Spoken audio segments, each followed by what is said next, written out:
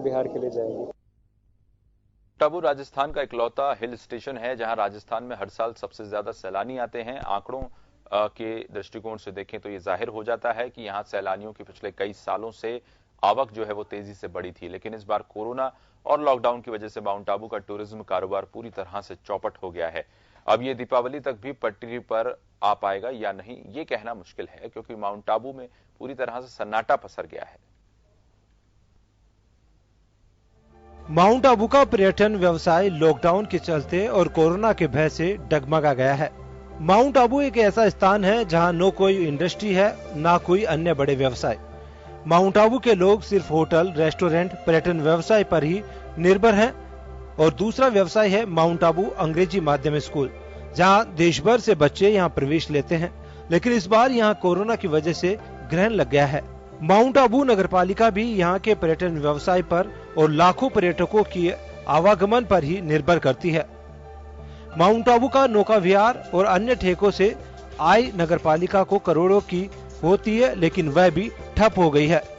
Mount Abu में दूसरी ओर केंद्र और राज्य सरकार को जीएसटी सहित अन्य स्रोतों से करोड़ों की आय होती है, लेकिन अब ठप है क्योंकि व्यापार ही नहीं हो पा रहा है।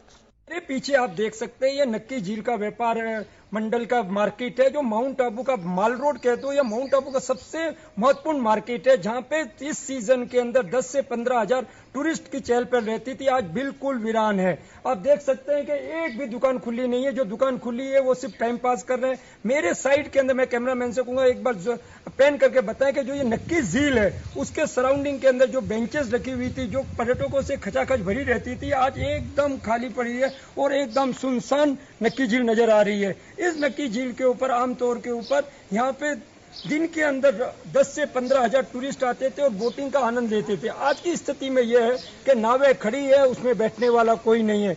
इस नक्की झील की बोटिंग से नगर पालिका को साल की 7 से 8 करोड़ रुपए की आमदनी होती थी। वो नगर पालिका की, क्योंकि ये रेंट पे किराए पे दिया हुआ था, नगर पालिका की आय के अंदर तो नुकसान हुआ ही हुआ है। जो इसके बोट संचालन, जो नावे संचालन करते थे, उनको भी आर्थिक नुकसान हुआ है। माउंट आबू में शराब के ठेकों से राजस्थान सरकार को करोड़ों की आय होती है, क्योंकि यहाँ से सटे गुजरात राज्य के मुख्य लोग यहाँ शराब पीने के लिए आते हैं और अपना मनोरंजन करते हैं। ऐसे में माउंट आबू की इन दुकानों के खुलने पर भी उन्हें कोई व्यवसाय नहीं मिल पा रहा है। माउंट आबू पर्यटन स्थल के साथ एक धार्मिक स्थल भी है। इससे माउंट आबू के धार्मिक स्थलों को भी बंद होने के चलते नुकसान हो रहा है। अगर पर्यटन नहीं होंगे तो दर्शनार्थी भी नहीं होंगे और यह बुरी तरह प्रभावित हुआ है। आप देख सकते हैं कि माउंट आबू का ये नक्की लेक व्यापार मार्केट है, जिसके अंदर चारों तरफ सुनसान छाया हुआ है। और आज चलिए हम बात करते हैं यहाँ के कुछ व्यवसायियों से जो रेस्टोरेंट संचालन करते हैं, जिनके पास कॉफी शॉप है, जिनके चॉकलेट रूम्स है। उनसे बात करते हैं कि उनको किस तरह का असर इस लॉकडाउन की वजह से आर्थिक नुकसान हुआ और इस पर्यटन सीजन जो आने वाला था गर्मी का, उसके अंदर इनको कैसे नुकसान हुआ। चलिए बात करते हैं। हमारे कुछ व्यवसायी हमारे साथ हैं जिनको इस पूरी सीजन के अंदर कैसे नुकसान हुआ है। सर, आपका नाम? मानवीराज सिंह। आप क्या व्यवसाय करते हैं? मेरा रेस्टोरेंट है, सॉफ्टी है और नया बिकॉज है। आप नक्की लेक के ऊपर है और आमतौर के ऊपर गर्मी की सीजन के अंदर ये माउंट आबू पूरा पर्यटकों से खचाखच भरा रहता था। इस वर्ष आपको इस महामारी की वजह से कितना नुकसान हुआ और कैसे इसको फील कर रहे हैं? कोरोना को देखते हुए रेस्टोरेंट में काफ़ी गिरावट आई है। अभी मई जून का पूरा सीजन रहता है। लगभग नक्की पे 10 से 15 हजार के टूरिस्ट का चहल पहल रहता है। कोरोना महामारी को देखते हुए इस बार टूरिस्ट दिखाई नहीं दे रहा है। हमको काफ़ी नुकसान हुआ है। और जो ये समर सीज़न होता है, हमारा मेन सीज़न होता है, पूरा माउंट आबू टूरिस्ट पर डिपेंड है। और शायद ऐसी मुसीबत हमको आगे कुछ 1-2 महीने और झेलनी पड़ सकती है। कितना नुकसान हुआ होगा इसकी वजह से? नुकसान का तो देखा जाए तो पूरा टूरिज्म को ही नुकसान है। और हम एक्सपेक्ट करते हैं कि आगे भी नुकसान हमको झेलना पड़ेगा। हमने हमारे स्टाफ को उनको छुट्टी दे रखी है, उनको भी हमको सैलरी देनी है। बाकी उनको भी नुकसान है और पूरे टूरिज्म इंडस्ट्री को नुकसान होते हुए, माउंट आबू एक टूरिस्ट प्लेस होते हुए, पूरे चाय वाले से लेके बड़ी होटल वाले को सबको ही नुकसान है।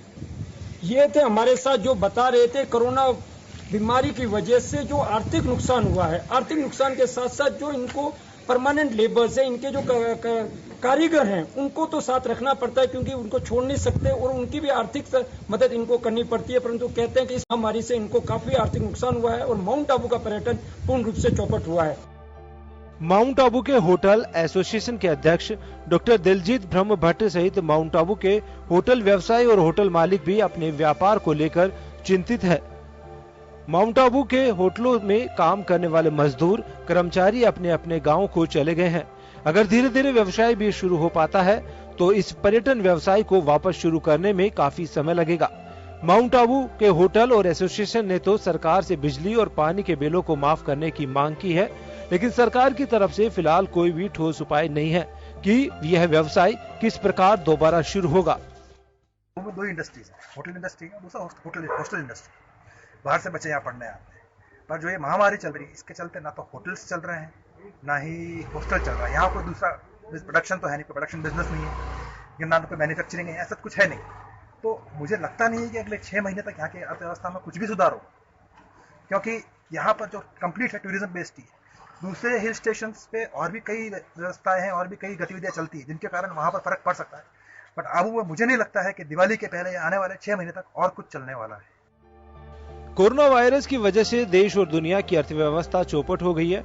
इस कोरोना ने हिल स्टेशन और पर्यटन स्थलों के टूरिज्म कारोबार को भी चौपट कर दिया है। सैलानी जा नहीं रहे हैं तो जाहिर सी बात है कि इस स्थिति में ना तो होटल में कोई आएगा और ना ही कुछ खरीदेगा या सैर सपाटा करेगा। माउंट आबू से सुनील आचार्य। जन टीवी की लेटेस्ट अपडेट पाने के लिए हमारे चैनल को जरूर सब्सक्राइब करें और नोटिफिकेशन पाने के लिए बेल आइकॉन दबाएं।